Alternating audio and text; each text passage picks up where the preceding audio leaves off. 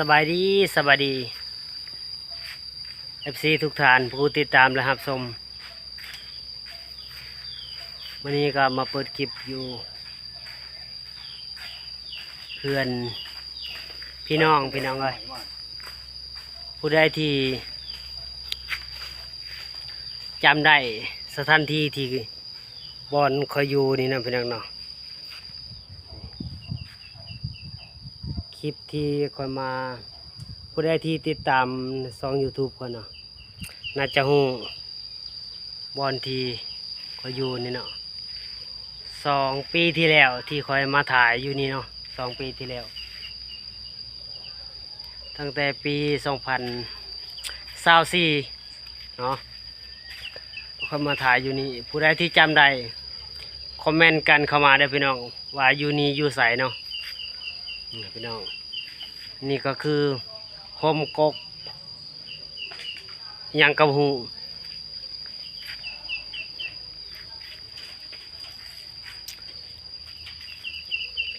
นี่ก็โฮมกกมักตรองพี่น้องเอ้ยนี่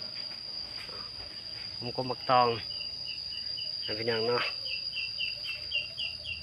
ผู้ใดที่เห็นคลิปนี้ก็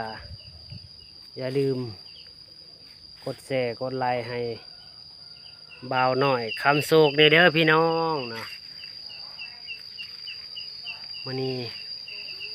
ได้มีโอกาสมายามพี่น้องอยู่ทางบ้าน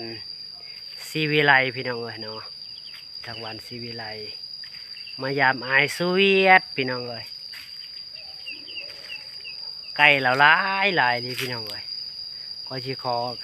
ไก่เราตัวหนึ่งมันจะนั่น2 โตวนี่แหละสิขอ2 โตวพี่น้องเอ้ยเนาะขอ2 โตวปลาเราก็หลายพี่น้องมื้อนี้เขาก็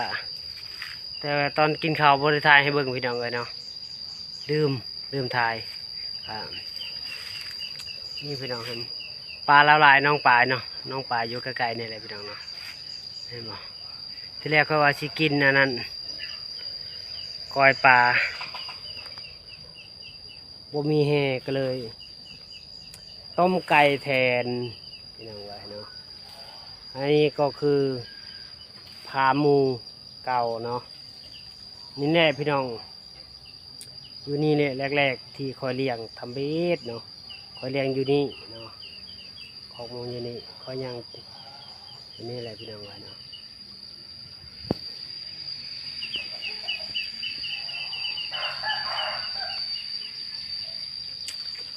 เดี๋ยวนี้มีแต่ไก่เต็มมาเนี่ยพี่น้องไว้เนาะ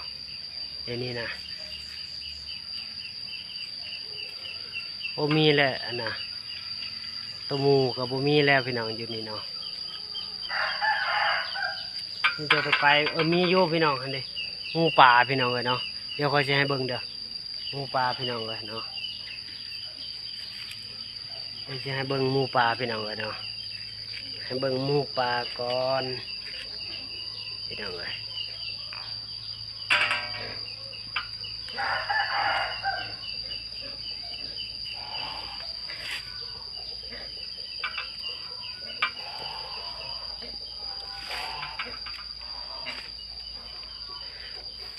ลูกมันเรากินหมดแล้วพี่น้องเลยเรากินจักเราขายเขากระบุงกันพี่น้องเลยเนาะกระบุงคือการบรรยากาศอยู่นี่แหละพี่น้องคอยเลี้ยงหมูครั้งแรกเนาะเลี้ยงหมูครั้งแรกเขาก็เลยเลี้ยงหมูแต่ฟังปัจจุบันนี้เลยพี่น้องเลยเนาะนี่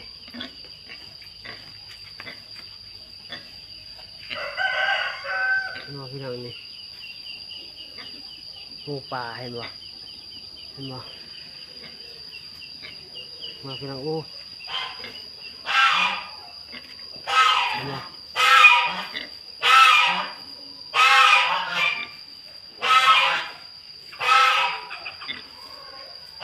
นี่เห็นบ่หมูป่าลายอุ้ย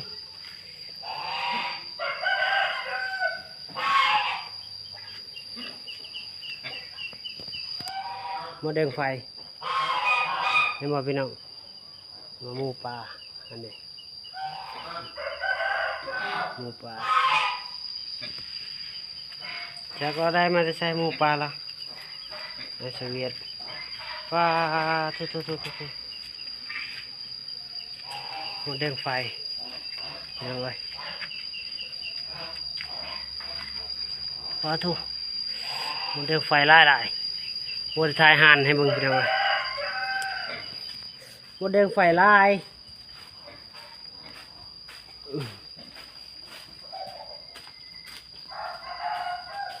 อยู่นี่แหละพี่น้องเนาะอยู่นี่แหละที่บอลค่อยเลี้ยงนะหมูที่แรกนำเลี้ยงนำบริษัทบีตะโกเฮ้ยพี่น้องอยู่นี่แหละนี่เพื่อนพี่น้องนี่แหละพี่น้องเลยเนาะที่ก่อนเขาก็มาเอาอันนั้น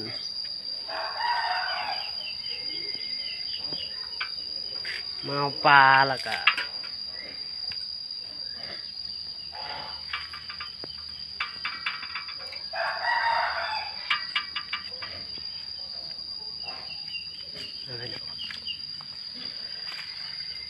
นี่ผู้ใดที่ติดตามคอยน่าจะหูเนาะอยู่นี่อยู่มันเขาเคยถ่ายอยู่นี่เพราะว่าตะกี้2 ปีที่แล้วเขาเคยถ่ายอยู่นี่เนาะเขาเคยถ่ายเขาเปิดคลิปอยู่นี่แหละตอนนั้นพวกมะพร้าวเราประทันตายพี่น้องเนาะอันนี้พี่น้องเห็นบ่ลูกเป็ดลูกห่านเราก็ลายพี่น้องเนาะลูกเป็ดเราก็ลายพี่น้องเลย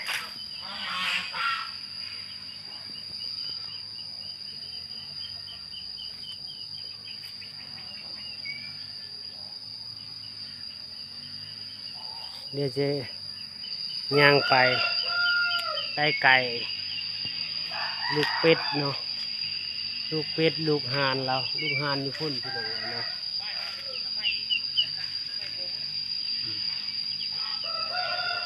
โอ้คอยลืมเขาบ่เห็นแห่เราจะก็ได้กินก้อยปลาแล้วพี่น้องเลยเนาะเมื่อนาก่อนพี่น้องเลยเนาะเมื่อนาก็ฮักยังสิมาอยู่เนาะนี่มันบอกลูกเป็ดล่ะตอน2 ปีที่แล้วหัน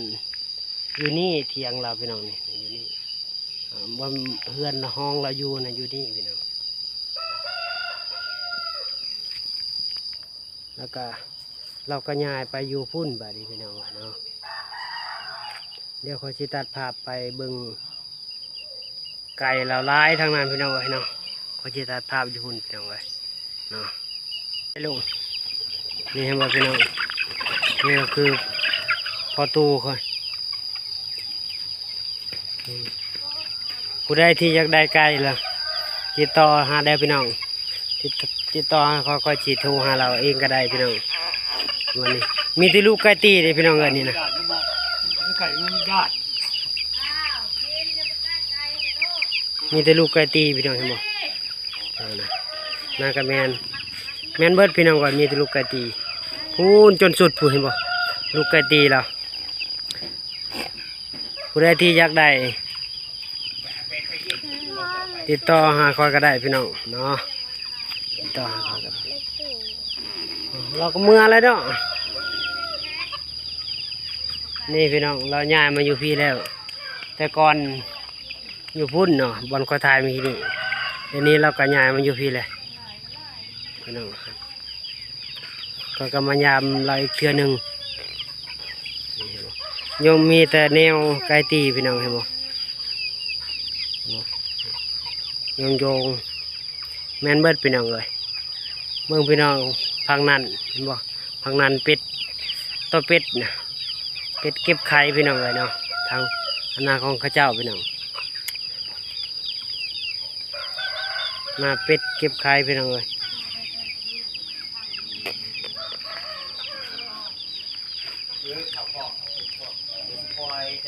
เห็นบ่เดี๋ยวก็จะเอาจากโตจังนั้นนี่พี่น้อง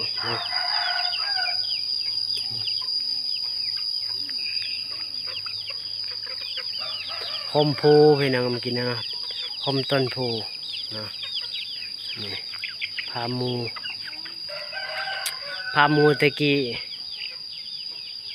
ไอซูเวียตเราเลี้ยงอยู่นี่ตะกี้ฮะพี่น้อง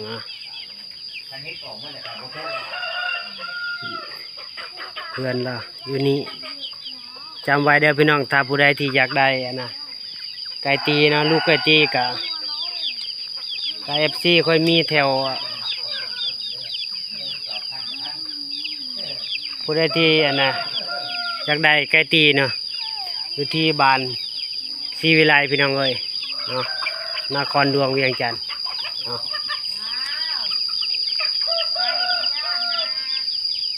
ผู้ใดกับ FC ค่อยมีทางนครหลวงเวียงจันทร์ก็อยากได้ลูกไก่ตีกับเมาก็ได้เด้อพี่น้องเด้อมาซื้อเอานำราคาต่อรองกันได้เด้อมาขอ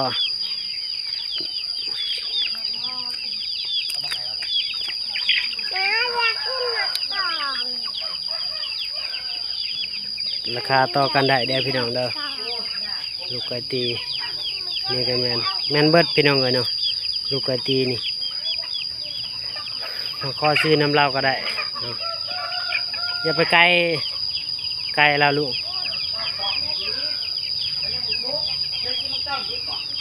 อันนี้อาชีเวียนอันนั้นลูกไก่ยังก่อนน่ะอันนั้นน่ะนกยังก่อนอันนี้พี่น้อง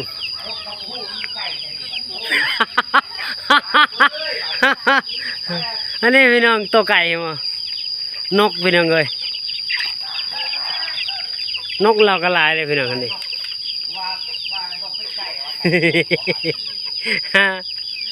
ผู้ใดที่อยากได้ก็มาเอาก็ได้พี่น้อง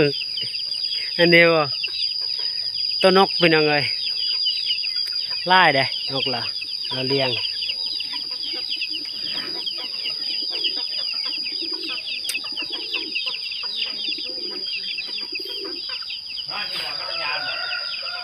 ฮะนี่พี่น้องอันนี้กกมักซิดาโอ้เบิ่งพี่น้องพันมักซิดานี่มันเป็นแบบนี้พี่น้องเลยโอ้จะปลูกประตูปลูกดุนเลยนี่อาชีเวียนนี่พี่น้องกกมักซิดานี่มันเป็นสีโอ้นี่พี่น้องนี่เห็นบ่มันนี่มันเป็นนะสีตับหมูพี่น้องเลยเนาะนี่เบิ้งนี่ใบมันบริคือนะมันบริคือว่านะมันนะมักซิดาธรรมดาพี่น้องเบิ้งเห็นบ่นี่ไก่ตีเราก็ไล่พี่น้องเลยเนาะนี่โอ้ค่อยแต่ก่อนบไดีมีเนี่ยพี่น้องเอ๋ยเนาะอย่าไปเป็ดดิลูกอย่าเป็ดในของประตูเลยเห็นบ่นี่มักซิดาในต่างพี่น้องเอ๋ยเนาะหลายนี่เห็นบ่ใหญ่เห็นบ่นี่โอ้โห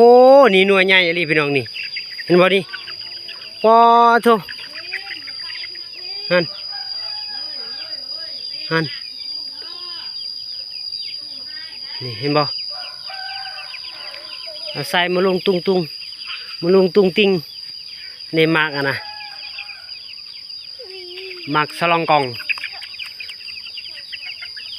นี่เห็นบ่พี่น้องโอ้สีดานี่คักก็กินคือสีแสบก็มักสีดานี่นะอย่าเฮ็ดได้ประตูหายเลยนี่พี่น้องมากอันนี้มากอีหยังพี่น้อง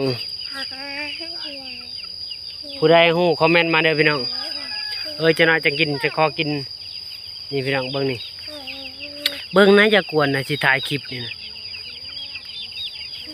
เห็นว่าพี่น้องนี่นี่ก็คือเฮือนพี่น้องคอยอะไรพี่น้อง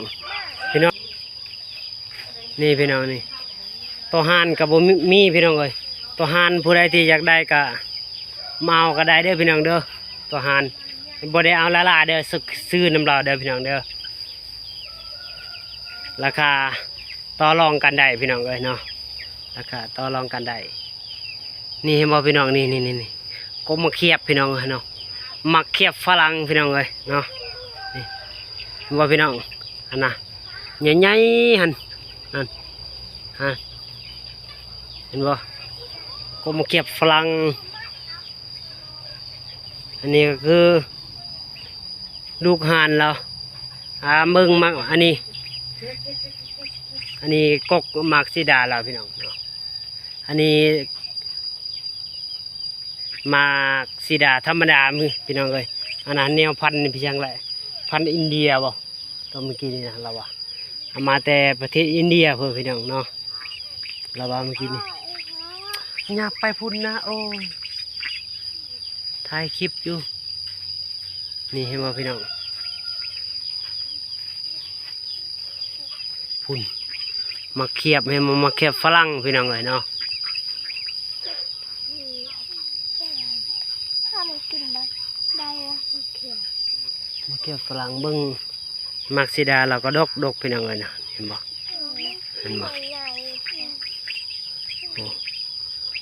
โตอันน่ะก็ถ่ายทมิดนั่นเบิ้งพี่น้องอันนี้มาเคียนะลูกหานพี่น้องเลยหลายพี่น้องเลยเนาะอันนี้ก็คืออยู่ข้างหลังบ้านเราเด้อพี่น้องเด้อนี่พี่น้องเราหอยกระตุกแบบนี้แหละพี่น้องมาลุงตุ้งติ้งเนาะมันก็มาก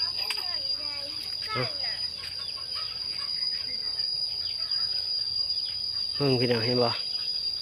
พี่น้องทางเมียพี่น้องเลยเนาะก็เลยมาลิ้นน้ำเราเพราะว่ายังบ่มีเวียกนะพี่น้องอย่าไปเฮ็ดอันน่ะมังนาวเราได้เบิ่งพี่น้องไปนะไปอยู่พุ่นพอจะน้อยจังเมื่อพอถ่ายคลิปเบิ่งพี่น้องนี่เห็นบ่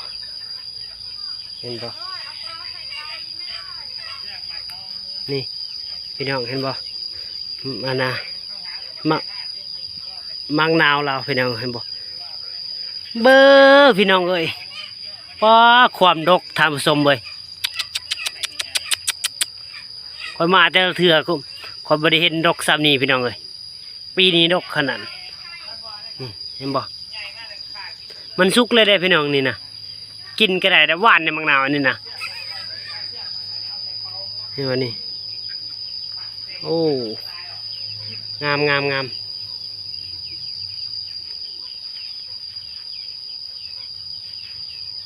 พี่น้องเลยอันนี้ก็คือ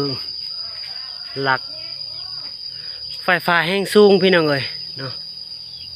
นี่กกก็บริสูงเนี่ยพี่น้องฮะบ่มังนาวนี่